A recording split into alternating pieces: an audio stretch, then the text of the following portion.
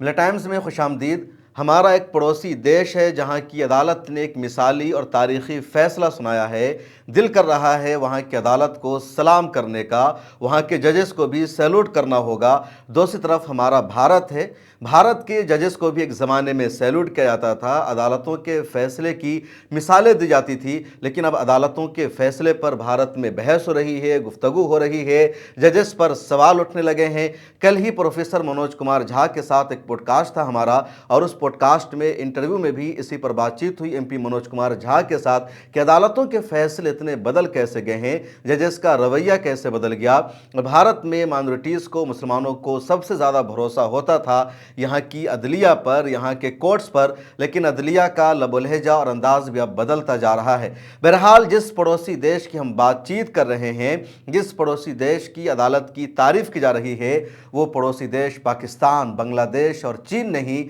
بلکہ سری لنکا ہے۔ Sri Lanka political crisis کا شکار ہے، افراتفری اس ملک میں مچی ہوئی ہے، غربت بھی اس ملک میں بہت زیادہ ہے، لیکن اس ملک کی عدالت نے اسلاموفوبیا کے حوالے سے ایک تاریخی فیصلہ سنایا ہے، اور ایک ایسا شخص، بدھ مذہب کا ایک ایسا پجاری جو وہاں کے صدر کا بے حد قریبی ہے، جس کی سزا کو پچھلے دنوں صدر نے معاف کر دیا تھا، جس کو ایک بڑی کمیٹی کا ذمہ دار مانا گیا تھا، اس سزا کو اسلام پر،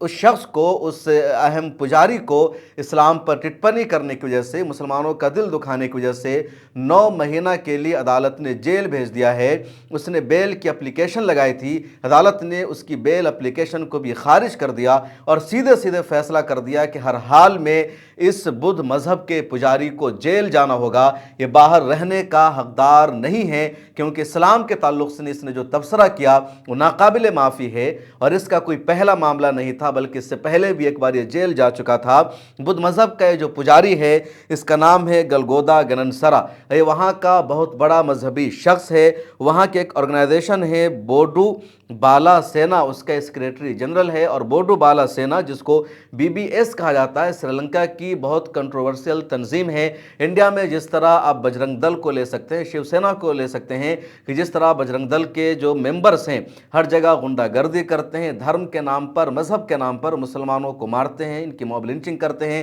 کسی کو بھی پکڑتے ہیں اور جے شری رام کا نعرہ لگانے پر مجبور کرتے ہیں، اسی طرح کی آرگنائزیشن سری لنکا میں ہے جس کو BBS کہا جاتا ہے۔ سری لنکا میں بدھ مذہب کے ماننے والوں کی اکثریت ہے، اور اس آرگنائزیشن کے جو افراد ہیں وہ مسلمانوں اور عیسائیوں کے خلاف لگاتار وہاں زہر افشانی کرتے ہیں، مسلمانوں کو پکڑتے ہیں، اس کی پٹائی کرتے ہیں، ان کو بدھ دھرم اپنانے پر مجبور کرتے ہیں۔ تو بجرنگ دل کی کاپی آپ BBS کو سمجھ سکتے ہیں، اور اسی تنظیم کا سیکریٹری ہے گلگودا گننسرا۔ اس نے ماضی میں کئی مرتبہ اسلام پر ٹٹپنی کی، لیکن سال 2016 میں اس نے اسلام کو کینسر کہا، اسلام کے خلاف زہر افشانی کی اور کہا اگر مسلمانوں کا یہاں سے خاتمہ ہو جائے گا تو سری لنکا میں امن و سلامتی کی بحالی ہو جائے گی۔ سری لنکا کی جو مسلم کمیونٹی ہے انہوں نے گننسرا کے خلاف عدالت کو رجوع کیا، مقدمہ لڑا، پوری ایمانداری کے ساتھ مقدمہ لڑتے رہے۔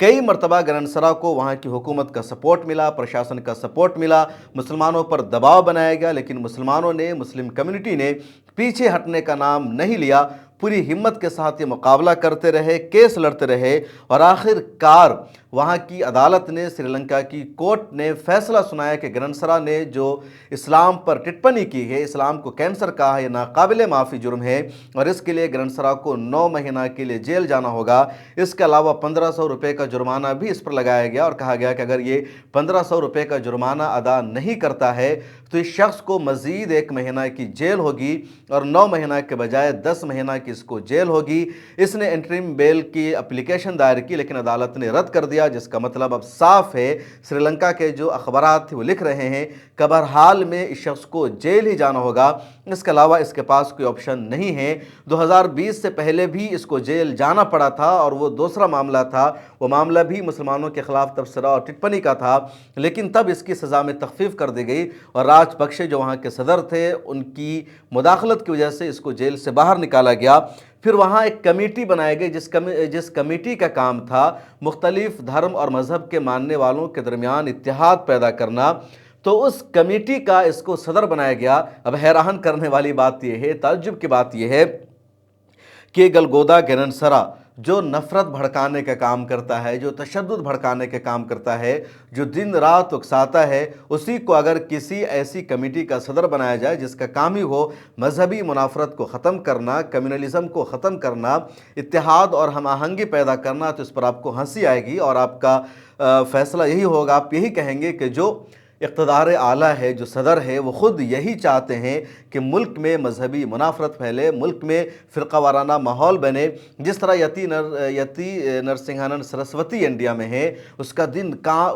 रात का काम है नफ़रत फैलाना, मुसलमानों के ख़िलाफ़ ज़हर उगलना। और उस शख्स को अगर योगी आदित्यनाथ अपने पास बुलाते हैं, उसकी तारीफ़ करते हैं, तो आपको ताज्जुब नहीं होना चाहिए। और अगर उसी यति नरसिंहानंद सरस्वती को हिंदू और मुसलमानों के दरमियान इत्तेहाद पैदा करने वाली किसी कमेटी का, किसी किसी पीसफुल ऑर्गेनाइजेशन का अगर सदर बनाया जाए, उसका इंचार्ज बनाया जाए, तो आपको हंसी आएगी। और मैसेज यही होगा कि मकसद है मज़ीद कम्युनलिज़म को बढ़ावा देना, नफ़रत को बढ़ावा देना। तो ऐसा ही राजपक्ष ने श्रीलंका में किया था, लेकिन वहाँ की अदालत ने मिसाल कायम की है, तारीख़ी फ़ैसला सुनाया है और इस शख्स को 10 महीना के लिए जेल भेज दिया है। और श्रीलंका की ये जो अदालत है, इस अदालत के फ़ैसले को हमें सैल्यूट करना चाहिए। हालांकि ये जो फ़ैसला है डिस्ट्रिक्ट मजिस्ट्रेट का फ़ैसला है, श्रीलंका की सुप्रीम कोर्ट का फ़ैसला नहीं है। लेकिन मैं वहाँ के न्यूज़पेपर्स को पढ़ रहा था, जैसे तमिल नाम का वहाँ का एक न्यूज़पेपर है, इसके अलावा कुछ और अखबारात है, BBC इंग्लिश ने भी इस पर स्टोरी की है। तो उसमें यही है कि वहाँ की आला अदालतों से भी इसकी सज़ा के माफ़ी होने के इम्कानात कम हैं और इसको 10 महीना तक जेल जाना पड़ेगा। और आप अंदाज़ा लगाइए कि श्रीलंका में बुद्ध मज़हब के मानने वालों की अक्सरियत है और कहा जाता है कि जो बुद्ध धर्म है ये पीसफुल रिलीजन है दुनिया का, यहाँ तशद्दुद नहीं है, इस धर्म में वायलेंस नहीं है, इस धर्म के जो मानने वाले हैं वो किसी के ख़िलाफ़ जहर अफशानी नहीं करते हैं। लेकिन अफसोस की बात यह है कि भारत के आसपास में कई मुल्क ऐसे हैं जहाँ मेजॉरिटी बुद्ध मज़हब के मानने वालों की है और उस मुल्क में मुसलमानों पर अत्याचार होता है, मुसलमानों पर जुल्म होता है, मुसलमानों के ख़िलाफ़ वहाँ तशद्दुद होता है। सबसे बड़ी मिसाल म्यांमार है। म्यांमार के 2 मिलियन से ज़्यादा मुसलमान अपना मुल्क छोड़कर बांग्लादेश में, इंडिया में और दीगर मुल्कों में रह रहे हैं, क्योंकि रोहिंग्या मुसलमानों से वहाँ सिटीज़नशिप का राइट छीन लिया गया, रहने का हक छीन लिया गया, उनको शहरियत से महरूम कर दिया गया, उनके घरों को जला दिया गया और उनके साथ ये दहशतगर्दी या गुंडागर्दी बुद्ध मज़हब के मानने वालों ने म्यांमार में किया। और अब वही हाल श्रीलंका में हो रहा है। श्रीलंका में भी मुसलमानों को लगातार परेशान किया जाता है, उन पर अत्याचार किया जाता है, उनको मिली और मजहबी शनाख्त के साथ जीने से महरूम रखा जाता है। लेकिन वहाँ के जो मुसलमान हैं बिज़नेस में अच्छे हैं, उनकी पॉलिसी अच्छी है, वो आपस में मिलकर रहते हैं और अपने हक़ लड़ना जानते। चुनांचे उन्होंने अदालत का सहारा लिया और अदालत से उनको जीत मिली है। वहाँ की अदालत ने भी फैसला सुनाते हुए कहा कि श्रीलंका में तमाम मज़हब के मानने वालों को आज़ादी है, अपने मज़हब पर अमल करने का हक़ हासिल है और किसी भी रिलीजन और धर्म के बारे में इस तरह का कमेंट करना मुल्क में नफ़रत को, मुल्क में मजहबी मुनाफरत को, मुल्क में फ़िरक़ा वाराना जो सोच है उसको आगे बढ़ाने का काम है और इसको बर्दाश्त नहीं किया जा सकता, इसलिए सज़ा दी जा रही है। तो अदालत का जो फ़ैसला है काबिल सिताइश है, हमें सलाम करना चाहिए और उम्मीद करनी चाहिए कि इंडिया की अदालतों को भी ऐसे नफ़रती शख्स के ख़िलाफ़ इसी तरह के फ़ैसले सुनाने चाहिए। यति नरसिंहानंद सरस्वती को हमेशा हमेशा के लिए जेल के अंदर रहना चाहिए, न कि उस शख्स की जगह जेल के बाहर है। इस वीडियो में इतना ही, मुझे दीजिए इजाज़त और सोशल मीडिया के सभी प्लेटफॉर्म पर हमें फॉलो कर लीजिए। मिल्लत टाइम्स का काम अगर आपको पसंद आता है तो हमें फाइनेंशियली सपोर्ट भी कीजिए, डिस्क्रिप्शन में डिटेल्स मौजूद है। मिल्लत टाइम्स को जारी रखने और मजबूत बनाने के लिए हमारी आर्थिक सहायता कीजिए। ये एक आजाद मीडिया हाउस और कमजोरों की आवाज है। आप हमें देखें, सुने, पढ़ें और हर महीने ज्यादा नहीं, सिर्फ 100 रुपए से मदद करें। डिटेल्स डिस्क्रिप्शन में मौजूद हैं।